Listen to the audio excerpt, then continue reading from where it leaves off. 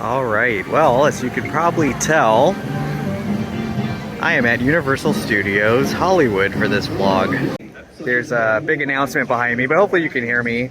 But yeah, it's been a while since I've been to Universal. I thought I'd go on this little journey, show you all the latest with the studio tour. They have Super Mario World, that might be a separate video. And then I haven't been on the Jurassic World ride, so let's go in and check it out. All right, about to enter the theme park with the Super Nintendo World advertisement. The VIP experience, you want to go directly to the VIP lounge. It's behind the ticket booth on the right side of the red carpet. All right, let's go in. All right, well, I'm here on a Saturday, and unsurprisingly, it is very crowded. But we're gonna go on the studio tour first and check that out. So we'll see. Maybe that's not as crowded. I think everyone's running to the Super Mario World.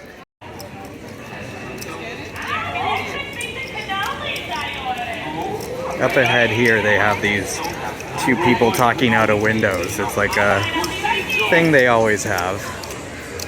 New York style, as you could tell.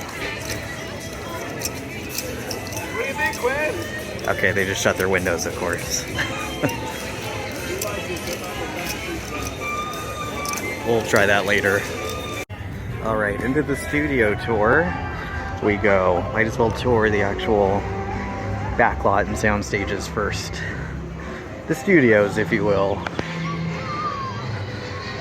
I always do the studio tour first, which might be to my own downfall here with Super Mario World getting more and more crowded as the day goes on, but you know, you gotta start off with the classic studio tour. So that's what I'm gonna do. Wave goodbye to all those beautiful people. We are leaving the theme park behind. We're off on our Hollywood adventure. And I have one more person I want to introduce you to. In fact, you saw him, you were sitting on the tram when we first started the tour. Jimmy Fallon. He is the co-host here on the studio tour. He's also the star of the Tonight Show. And, well, without further ado, Jimmy Fallon. Hey there, you made it. Welcome to the Universal Studio Tour. I'm Jimmy Fallon. I'll be making sure you get through this experience in one piece. We've got the very best guy, Justin, and the greatest driver, Simon. They're the best. I love that. Even though Simon owes me $5. I think it's exciting on the tour, but first, a few safety. Thank you, Jimmy. Safety is very important in the studio tour. First, if you need any kind of guest assistance, you have medical emergency, drop something of value on the side of the tram, there's any kind of audio-visual problem, reach up, pull the red emergency cord that runs along the center of the ceiling of the tram. I'll be back to assist you as soon as it's safe to do so. Otherwise, during the entire tour, we do ask that you please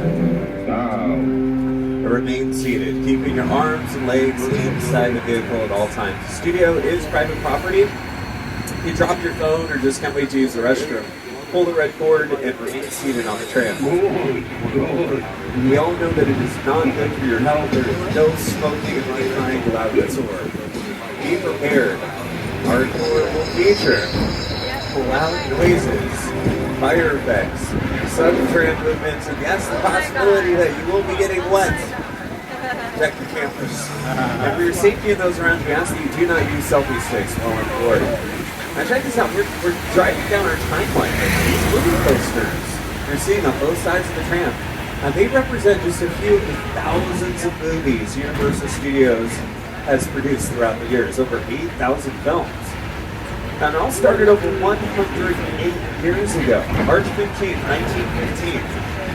That was when our founder, Carl Wembley, opened the gates to Universal Studios Hollywood. Now here on the timeline, you're seeing a lot of classic movies, Oscar-winning films, blockbusters. Now one thing that all of these movies have in common is that a lot of the things you see in these films are things that are often based around illusions. You're going to be seeing lots of examples of that here today on our tour. And just ahead of us, you see that? That's the illusion.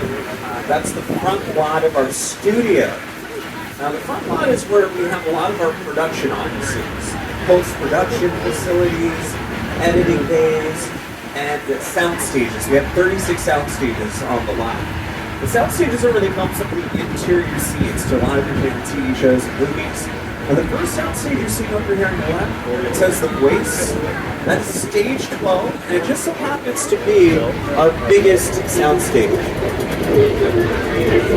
Yeah, big enough to house Frankenstein's lab, Dracula's castle, Scarface's mansion, and even the visitor center in Jurassic Park. It's huge. All right, so passing by some active stages to your left. Now stages 9, 10, and 11 is where they've been shooting season 2. You can actually see inside the sets are up. You can see some lights inside there. You can see some of the activity going on in there. That's where they've been shooting season 2 of the NBC comedy series Grand Crew, which stars Echo Kellum and Nicole Byer.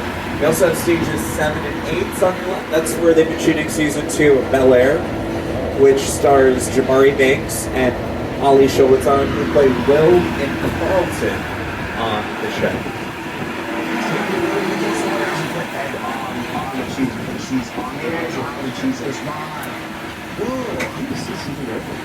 It's got to be alive. Honors this incredible thing. It's a great, fun experience at the cinema. Yes, the Super Mario Brothers movie. It's in theaters right now, in case you didn't know. All right, here we are. We're taking you on to the Backlot right now. There's a lot more to see here in the Backlot. Backlot's where they film everything outside. These are metropolitan sets on your right. This is where they film everything outside on a large scale. Now, these are not buildings that you're seeing. They're what we call facades, front sides buildings. That's because that's all the camera really needs to see. You can let your imagination fill in the rest. Now, some of these sets are also practical, though. That means they can shoot both interior and exterior shots. And check this out. You're passing by Brownstone Street over there on your right. It's characterized by those stoops, brownstones you often see in movies. I love this montage. You can see just how many times our metro sets have doubled for different cities and in different time periods. In fact, this next area that we're taking you into is several time periods all in the same movie. Now, how is that possible? Maybe if you had a time machine DeLorean, that'd be possible. And that's because, yes, this was Hill Valley in all 3 Back to the Future movies with Michael J. Fox and Christopher Lloyd. It's where they have the clock tower. But, of course, Courthouse Square has been many other places in the movies. It was Macomb, Alabama, To Kill a Mockingbird. It was Buffalo, New York, and Bruce Almighty. And you know, the world is just around the corner here on the Backlot. I'm going to prove that to you right now. We're going to take you from Hill Valley, California, to New York. We're going to take you to the Big Apple. New York Street. That's what we call it. Now, New York Street is the single most filmed street on the planet. You know, you've seen this street in more movies, TV shows, music videos, commercials, and they're getting ready to film a feature film, major motion picture right here on our metro sets. You can see some of the wardrobe racks up there. You're right, it's the lighting equipment. This is for a movie called Maxine. It stars Ian Baum from A24.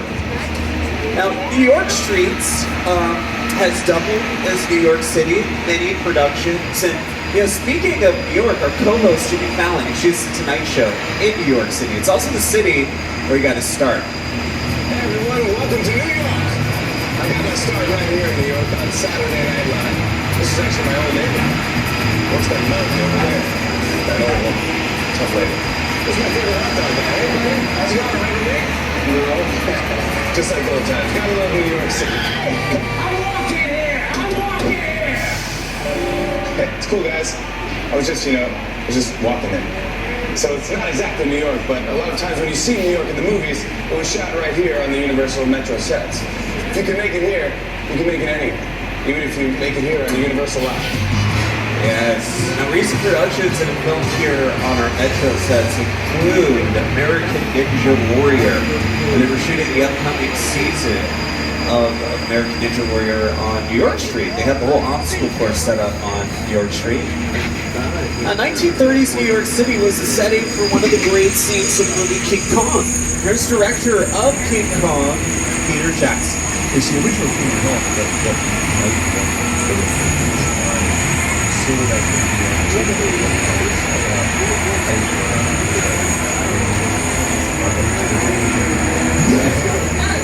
I like films that just take you away from your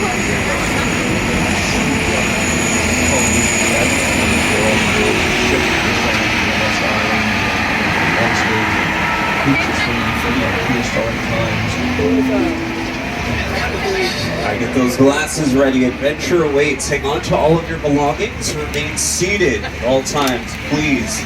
No flash photography. Welcome to Skull Island.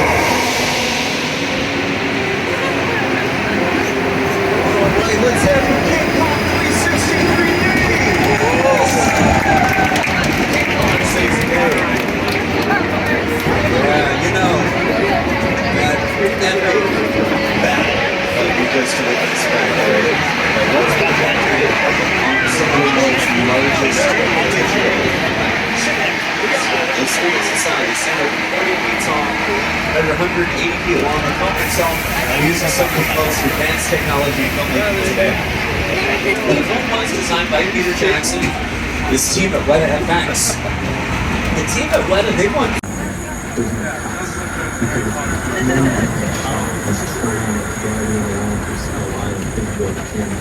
This one represents where the screen is 10 meters away. You're really producing about 50 minutes of a feature film. That amount of visual information, that number of pixels, and the digital it's a hell of a ride. Indeed. You know, one of my favorite parts about getting to work here at Universal is getting to see how they transform the sets for filming. For example, when they do film down there in a metro sets, typically what they'll do is they'll dress up the windows of the facades and they'll line the streets with street lights and parking meters and traffic lights. And of course, New York City would not be New York City without traffic. So of course you want to line the streets with taxi cabs, buses, trucks, all the traffic that you'd see on any given day in a big city. But here's the thing, whenever you see a car in a movie or TV show, it's what we call a picture car in the industry. That's right, we have Tom Selleck's red Ferrari from Magnum PI, some of the Back to the Future and Flintstones cars. Ford Anglia from Harry Potter, Chamber of Secrets, Paul Walker's Nissan Skyline from Too Fast, Too Curious, Rise Electronics Man from Nope, one of the gyrospheres from Jurassic World. You saw Jurassic World, you're probably wondering what we did with the glass bubble around the gyrosphere. Forgot to put it on, we lost it. Actually, it never existed. There was no actual glass bubble when they were filming. That was all added in post-production using CGI. Now speaking of Jurassic Park, do you have any Jurassic Park fans on board? Yeah? Okay, this is for you, and all of you. Yes, I see Park 3. All right, we are going to take you into Jurassic Park right now. To Jurassic World. Oh yeah, I bet you didn't know we had Jurassic Park here in the Backlot. We do. We do. Oh yeah, this is where Universal keeps many of the set pieces that were featured in the first 3 Jurassic Park movies. If you're a true fan, you're going to recognize a lot of these set pieces, including the RV Mobile Lab to your left. That was the mobile lab from The Lost World. You might remember the lab, the mobile lab from the scene in the movie where it got pushed off a cliff by a T-Rex. This scene features a great Hollywood illusion. That was not an actual cliff. That was one of our parking structures. Oh no! Oh my goodness! I am so sorry, Car 1. Wait, Car 2, watch out! They're in the bushes on both sides. I forgot to tell you guys, we have dinosaurs here in Jurassic. Watch out, Car 3. Call that security. Cages again. I'm so sorry, Evan. That was not supposed to happen. Now, the first 2 Jurassic Park movies, they were directed by Steven Spielberg. And Steven, he actually directed another one of his films in this next area of the Backlot we're going to stop into right now. We call it Old Mexico. Old Mexico has a distinction of being one of the oldest sets on the Backlot. Now, the movie that Steven directed here was Indiana Jones, The Kingdom of the Crystal Skull, where it doubled as Peru, South America for the scenes in the movie. Now you've seen Old Mexico in westerns like Appaloosa, comedies like Three Amigos. Did you hear that? It sounded like thunder. There it is again.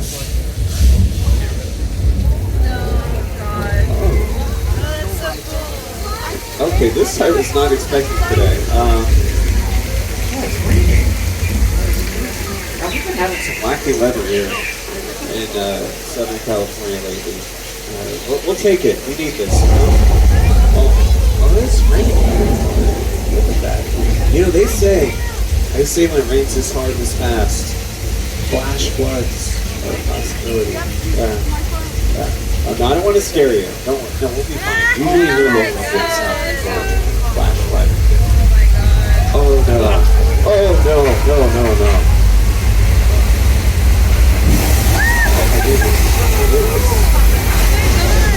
Oh!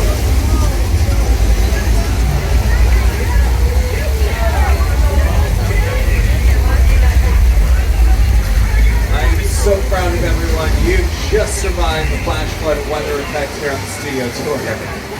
I can't say the same for Paul Giamatti. I took him out, big fat liar. Sure did. Now, we have reached the halfway mark here on the studio tour. I just want to remind everyone to remain seated during the entire tour. The studio is private property. You drop your phone or just can't wait to use the restroom, pull the red cord, and I'll be back to assist you. Okay, taking you into more of the Old West. You know, Old Mexico, along with this area to your left, it's called 6 Points. They're the 2 oldest sets on the lot, our Western sets. Now, 6 Points over here has the great distinction of being one of the only places on the lot where they were able to shoot 6 different movies at the same time. And that's because there were 6 different streets and 6 Points. Each street was like its own town. It had its own bank, its own saloon, its own hotel. And of course, some of those iconic cowboy actors throughout the years shot their movies on those sets, including John Wayne. A lot of people don't notice, but John Wayne actually got his start here at Universal Studios Hollywood, where he became one of Hollywood's biggest movie stars. He worked in our prop department, and back then he was known by a very different name. Marion. That's his real name. Marion Michael Morrison.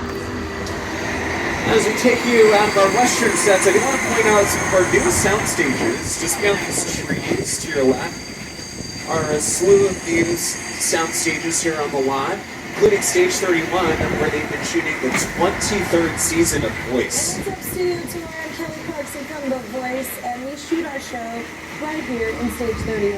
One of the newest stages on the lot, actually. These state-of-the-art sound stages allowed us to bring our show to life from the blinds, to the lives, and everything in between. Alright guys, I have some very exciting news. We just got a green light. We're going to take you inside one of our sound stages. This is Stage 50. This is where they film a lot of those train station scenes you see in TV shows, movies. They shot this scene episode of Bumped here. This is sets of the YouTube film here. If you go up the stairwells on either side of the tram, it'll take you to the second floor. You'll see an entire city block of San Francisco, which is very cool.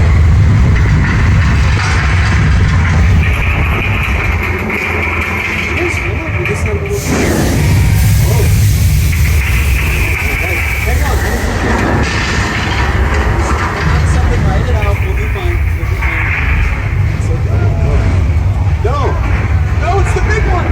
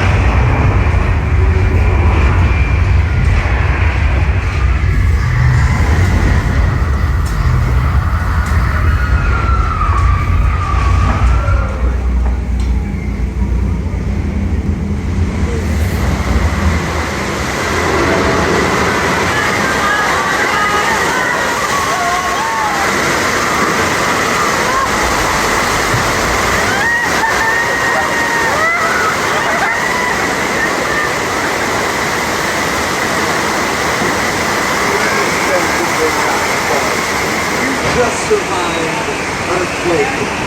No big one. Yeah, that was 8.3. Yeah, that was our earthquake attraction. It's been part of the studio tour for over 30 years. And I want to show you the rest of that scene from Bones. You can see just how seamlessly they incorporated earthquake into this episode of Bones. And it's all the editing, really.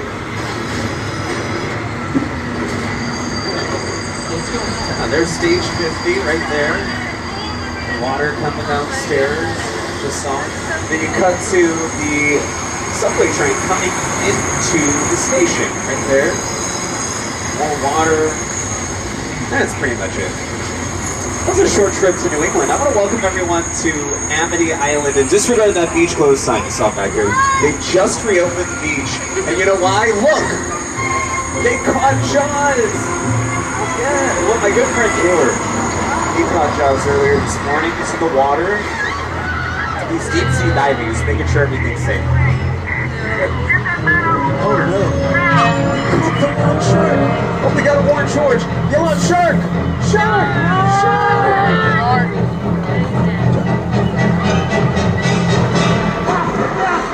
Oh guys! Oh no! Poor George! You guys all know you don't want to see that. Oh, turn your heads. Turn your heads. All right, just stay calm. Stay calm. We're gonna take you over here by these gasoline tanks where it's safe. I'll sign the book right here. Oh no, he's got the barrel. He's got the dock.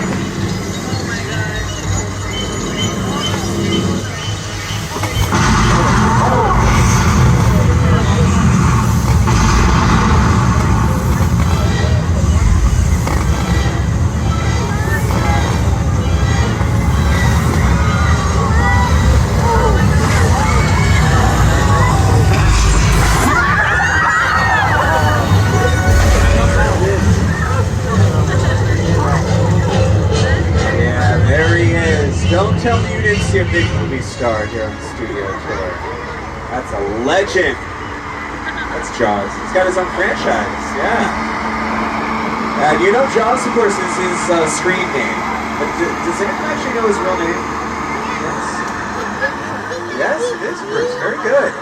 His real name is Bruce. He's a mechanical shark for the production of Jaws. He's the hardest working shark in show business. And he works here every single day.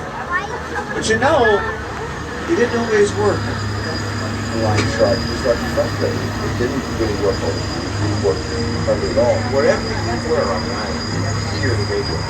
They were always saying, the shark is not working. Repeat, the shark is not working. We just waited around. We just waited around. The shark worked well enough for a while, but it didn't come on. So I did overtalk a lot.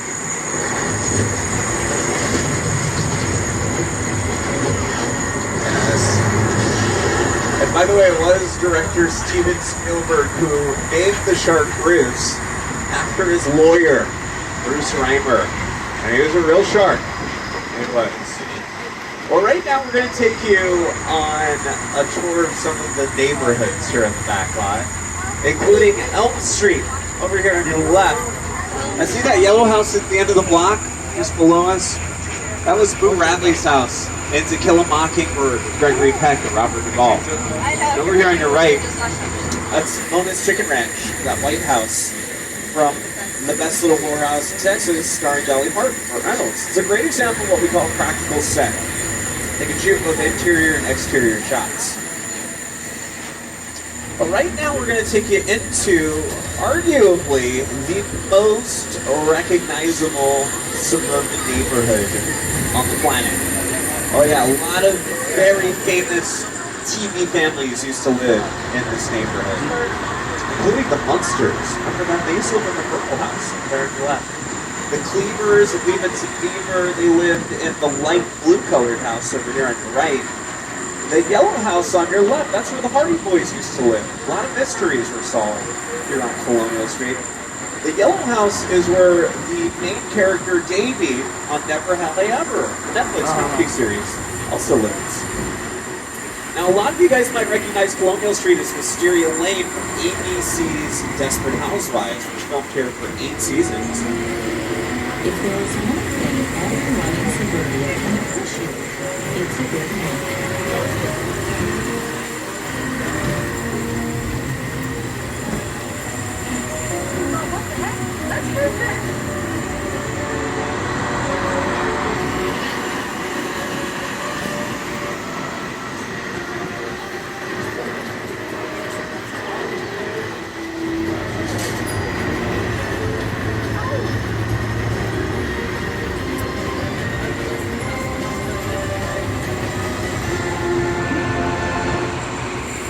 Yeah, in addition to all of the television series that have filmed on Colonial, quite a few movies have filmed here as well, including Casper, Christina Ricci, Burbs, Tom Hanks.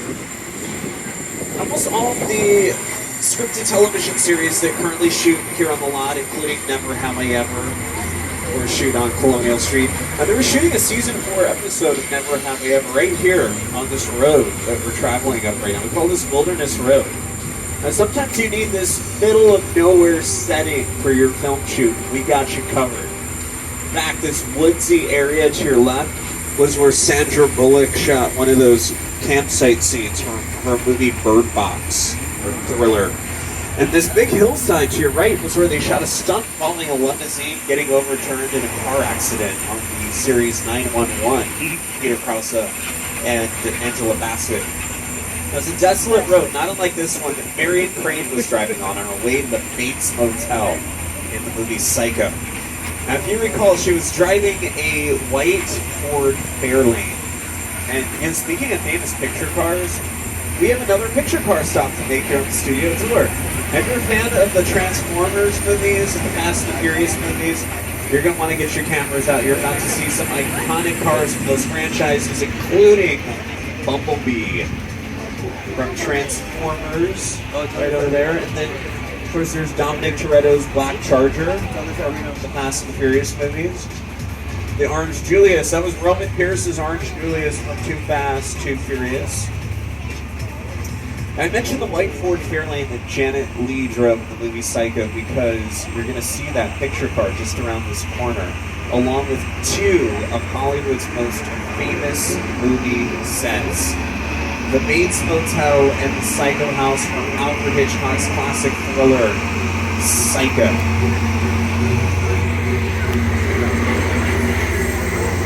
Check it out. That is the original house up there on the hill. The 1959 production Psycho. Psycho was released in 1960. It was a groundbreaking film. It featured an all-string score by composer Bernard Herrmann. The infamous shower scene with Janet Leigh, which took 78 different shots to accomplish that one scene. Remember the scene with the flushing toilet? Psycho was the first American film to feature a flushing toilet. Toilets were considered taboo in cinema and not allowed to be seen. Alright, well, there's quite a few toilets in this next neighborhood we're gonna tour. It is the spectacular plane crash set site from Steven Spielberg's War of the Worlds. Now, of course, I'm not so sure the toilets are working anymore. It's a mess. Now that is an actual 747 jumbo jet you see over there. It was destroyed specifically for this incredible scene from the film. The airplane crash site set is a perfect example of a set that is all designed around a vision of Steven. To sit down to talk about glory. Well, I thought, what if the 747 goes down right in a big neighborhood? Because it's just something you don't see. You're doing good. You're doing good. Keep looking at me. Listen, now listen. I want you to close your eyes, okay? Now I'm closed.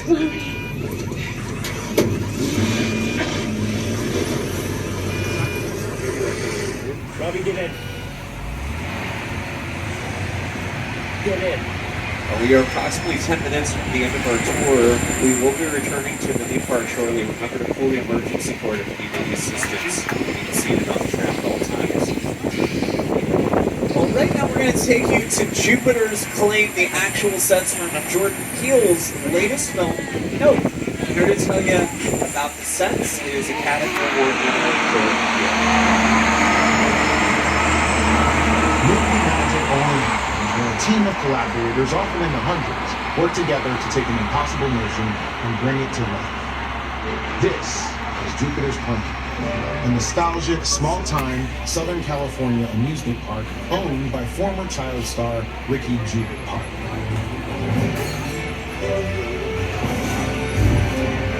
Over there, look into the waiting room. Every picture taken just like the kids in that old 90s movie Kid Show. That's what this whole place is loosely based on. Remember that one? No? What? A little further down, you can see the brand new Spalayasso Experience. Built to showcase an unbelievable new live show. So live. Anyway, behind this Hollywood fantasy, the Gold Rush frontier terror lies a sinister secret. Welcome to the world of no.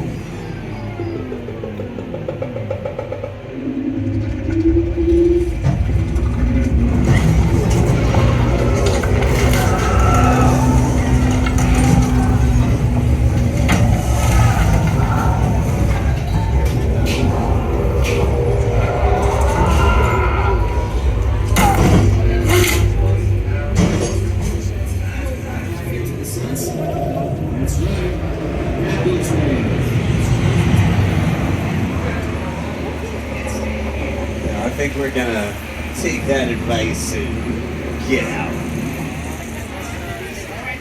Yep. Alright. I'm gonna be honest with you guys. We are in a little bit of a situation, so Simon is gonna pull up into this garage. Let's go ahead and hang out. I'm this guy named Morgan Pierce. He's gonna meet us inside, tell us exactly what's going on. Just hang tight. Be safe inside.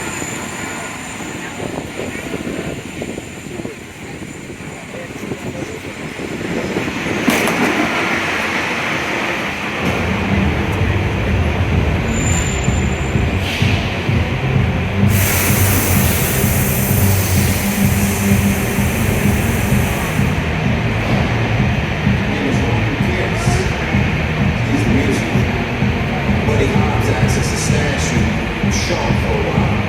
So we brought you in our secret spot. Alright, look guys, we're gonna keep Shaw from finding you, but to keep you safe, we need your help. We don't want the syndicate tracking us here, so put away your cameras and turn off your cell phones.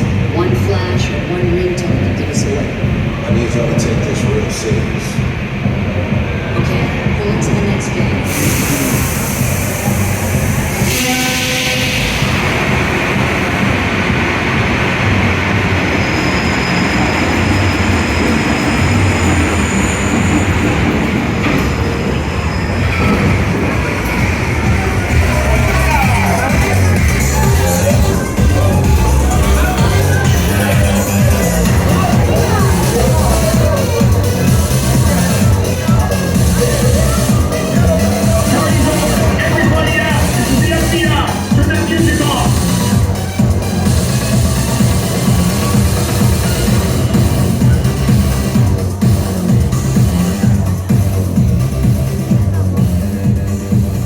This is what we doing. This is the race day after party. And where the other? Roman Pierce, FBI, don't move. Neil? That's right, party's over. You know how long that took to iron this shirt, man? I'm not. You're under arrest right now. Ladies, just back up a little bit. Got it. It's lightweight. First of all, I don't work for you. Oh, really? Well, tell me, Roman, who do you work for? We don't work for nobody. Cop, I suggest you clear out of here, otherwise we can't get into your safety. Guarantee my safety? I'm the one holding the gun. Yeah, but mine's a whole lot bigger than yours. Hobbs, escort this novice out. Let's go, Cookie Puss. You got an ugly suit on, man. It's cheap. Somebody out there really pissed off Shaw. It's gonna get ugly fast. Yeah, don't worry. Lucky for you, our whole family will protect you. Are you kidding me, Roman? You didn't shut off your phone, bro? I gotta call you back. I'm in the middle of this. See what I'm talking about? Call you back. It was on vibrate. Shaw traced us. Hobbs can't hold him forever. Letty, Roman, we're up. Driver, move that vehicle. It's about to get real interesting. My Mona Lisa's all warmed up right next door. Roman, grab your truck. I need you and Letty ready to roll.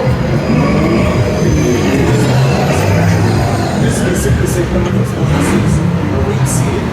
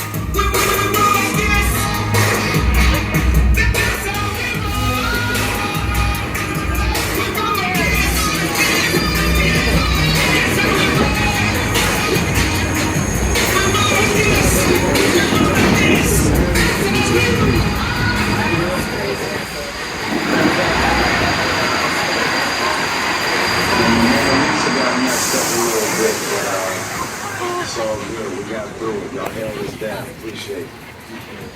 They say the bigger the family, the stronger it is.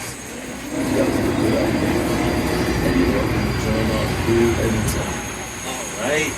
Well, we did it, everyone. We have reached the end of our Hollywood adventure, and on behalf of myself, our driver Simon, let's give Simon one more big round of applause for joining us on the last day. Thank you, Simon.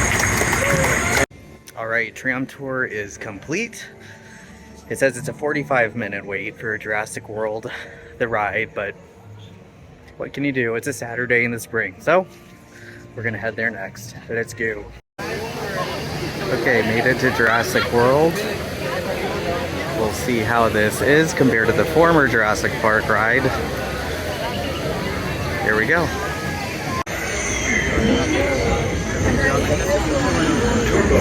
You are cleared to the visitor center. Have a nice ride.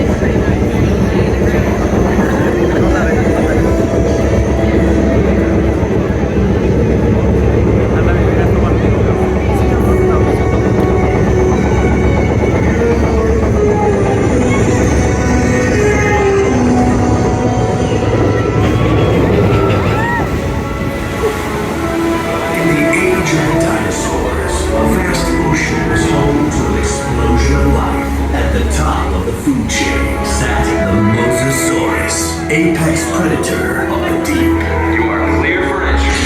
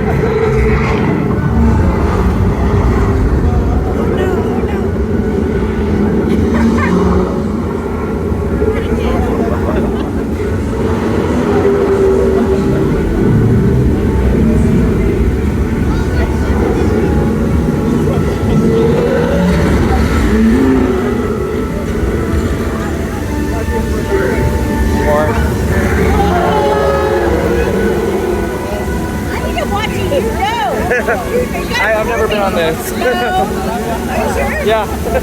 I just saw it coming.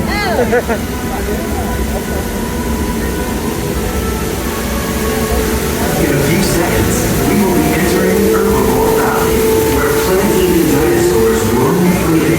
Keep an eye out for the Parasaurolophus, who likes to splash around in the water. You may even see our new baby Stegosaurus, one of the latest additions to our Jurassic World family. Oh, there it is. Splashing around the water.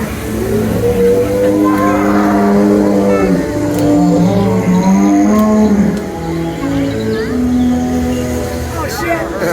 Shit. No. Go down. That's okay.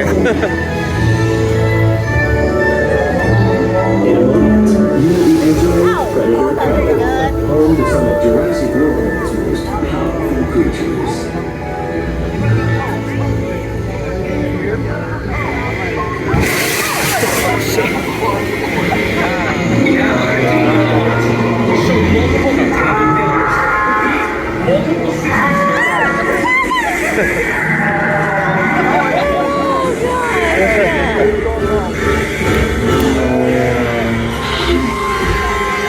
Hold all boats in safe zone.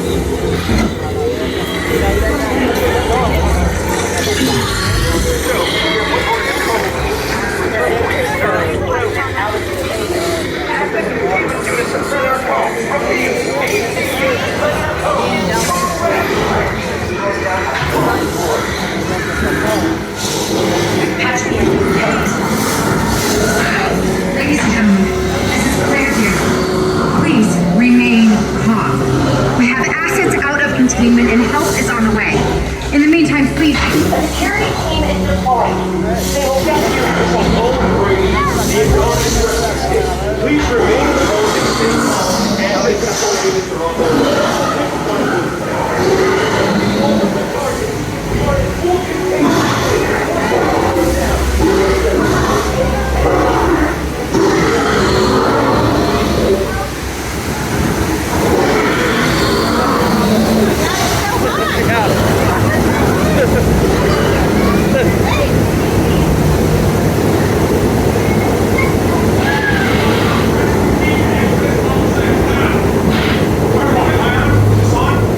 Listen to me. Do not panic.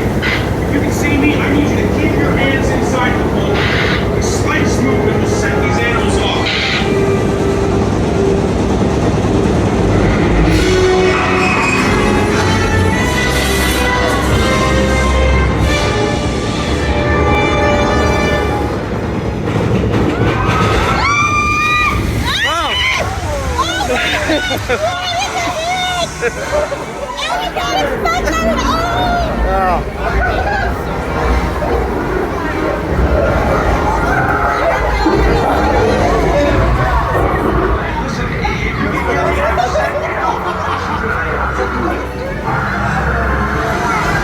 He's gonna spit at us.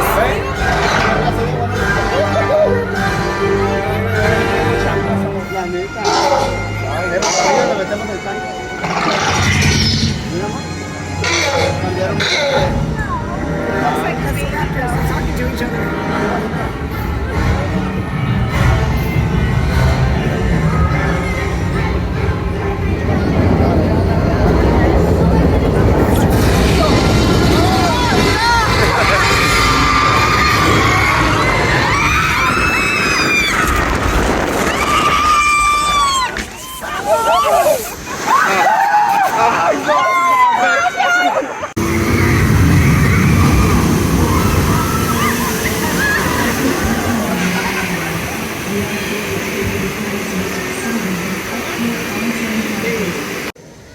All right, so just got off. I didn't get that wet, luckily. That ride was actually very similar to the original Jurassic Park. You might have noticed just like a couple different screens at the beginning, and of course the Jurassic World theming throughout, but kind of the general gist of the ride was kind of roughly the same. Some differences there though. Still fun. Highly recommend. And the ride of course ends with all this Jurassic Park merchandise. Some Jurassic Park gear. The classic logo jacket. Get yourself a Jurassic Park license plate or this dino head, this T-Rex head to put on your head. It'll be like it's eating you. They even did the store just like the movie with the visitor center, like this design on the columns. And then some mugs with the dinosaurs on it. They even have doll John Hammonds here. Spared no expense. Get it?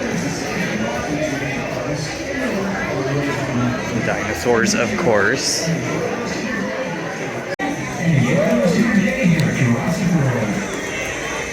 Some dinosaur heads. You fill up with more dinosaurs. They were here first. Very true. You always have that reminder. And then they have this chrome magnet here you can put on your car and turn it into a Jurassic Park Jeep. In case you want to quickly convert your car. They have some actual props from the movie here, like John Hammond's cane, the raptor bone that Dr. Grant scared the kid with, pretending to rip open his stomach. Some Jurassic World items above, including dinosaur eggs. And the Dr. Ian Malcolm book, How the World Will End, with his famous glasses.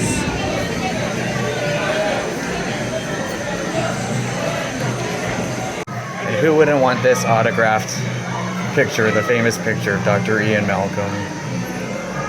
How would you not get that? They have very detailed displays down here.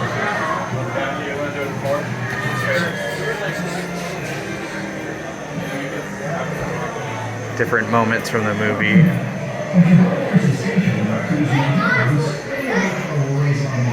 The classic sign and Jeep. Well, from this view up here, you can see a lot of the sound stages and the whole lower lot, which, as I keep mentioning today, is very, very crowded. And the Super Mario World in the back there, which, word to the wise, you need a reservation for to even get in, and I did not plan for that. And I'm guessing with how crowded it is today, that's probably not going to happen, so that might have to be a next time video. But lesson learned.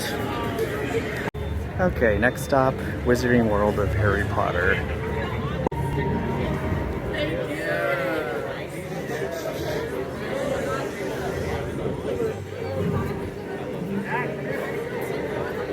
Of course, with the Hogwarts Express over here, you can take a picture with the conductor. Line for that.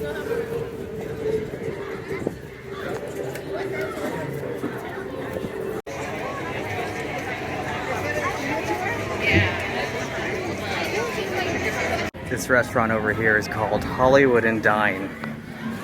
Clever. Alright, well the crowds keep piling in, so we're gonna take a little break at the Universal Studio store. We'll go in there now, see what's in store. Get it? Never used that one. Alright, into the store we go. Well, I'm digging this. Immediately there's a Back to the Future section with the mug with the hoverboard handle. Out of time license plate. Pretty cool shirt. Tumblers.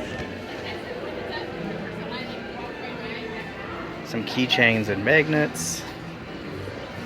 The whole like Back to the Future section here with a hoverboard, lunch pail, and various DeLoreans. It's a nifty little, sorry, my bag. Nifty little cup with the retro Universal Studios Hollywood sign. Might need to get that one. So Back to the Future socks. And then various shirts. Back to the hundreds.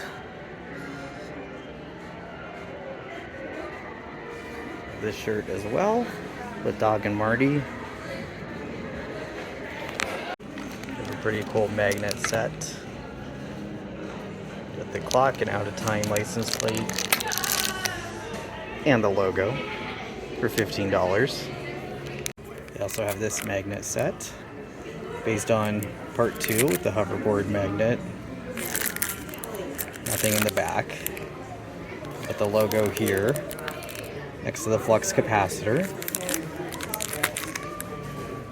$12 for that one. And this is pretty cool. They have a signed Christopher Lloyd picture from the movie for $500. So that could be yours if you want to spend that. I will not, but you can. And they have a couple of cool backpacks next to it.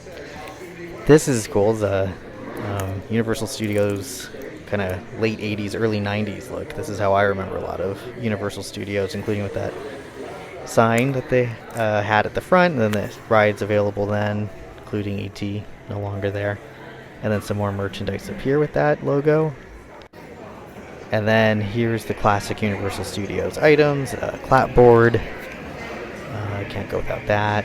The Universal Studios is like a fountain in the front, or it could be just an award you give yourself for $25. But they have that. Could be an interesting shelf item. The film reel underneath, and more clapboards. They have these plushes of King Kong grabbing the Universal Studios tram. That's pretty cool. They barely have tram merchandise, so one way to get that. And they have King Kong cups from the late 80s, early 90s King Kong. So that logo too. And then they have all these mugs related to the tram tour with names. Sneak peek, they had my name. Shock. And then, let's see. Oh yeah, this is the photo frame with the tram. This one I might have to get. I like that. And then more Backlot tour related items. First time. Well, anyway, it's gotten so crowded. We'll have to say bye to Alfred Hitchcock. Another YouTuber pointed out he's here, so it's the first time I saw the statue here. So, made it over. Good evening. Just behind me here is the, just ahead of me here is the classic Universal Studios Hollywood sign. I remember this one when I was a kid, and I think they have a lot of nostalgia merchandise for this. So, takes me back to the 90s Universal Studios. Alright, well that was the day at Universal Studios. Very crowded day, as I've said multiple times. I've had to leave because it's just so packed right now, so. But hopefully you enjoyed what I've showed you. But yeah, please subscribe to this channel if you're new here. I upload a decent amount of content, including things like this, travel videos, some nice podcast style, talking to friends. I also have a comedy channel that I'll link below, so please check that out too. But yeah, hopefully you enjoyed this video. Please subscribe, and see you next time. Bye-bye.